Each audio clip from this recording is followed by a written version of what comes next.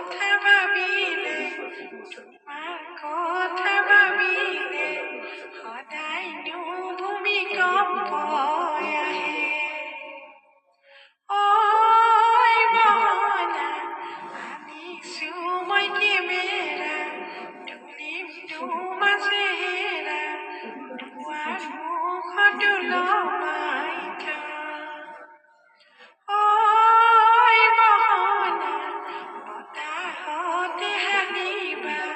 বতাহতে জানিবা লৈনো চাই